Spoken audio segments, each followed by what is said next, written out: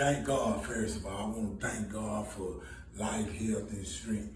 And today I was on my phone and I ran across something that was just really jogged me to make this video about the Texas Department of Criminal Justice.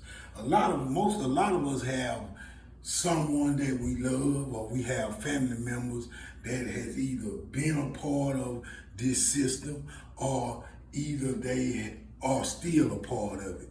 And I did 10 years in this system. So, and I was on, the last unit that I was on was the French Robinson unit. And it shocked me to know that right today, this unit is still going through inmates being murdered. Inmates being murdered at will. When I was there, I witnessed this for myself.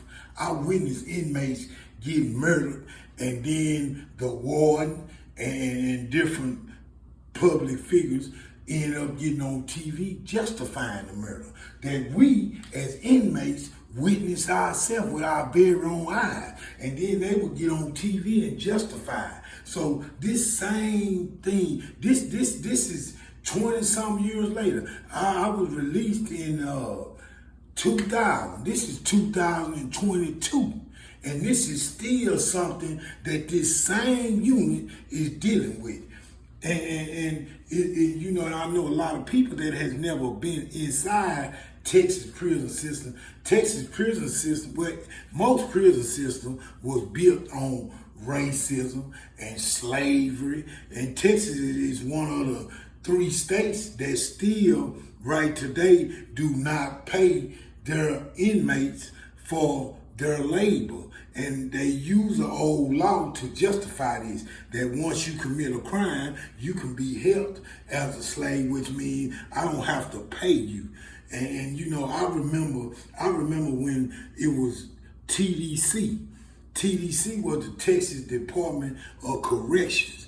This is when they was actually rehabilitating people. They was actually, you was actually going there because you committed a crime. That's your punishment. You being incarcerated is your punishment. You're not there for them to punish you. So when they changed the name to TDCJ, which was the Texas Department of Criminal Justice, they changed their motto in their system as a whole. In other words, now they trained these officers to believe that they was here to punish us, that we're incarcerated for them to punish us. No, we're incarcerated. That is our punishment.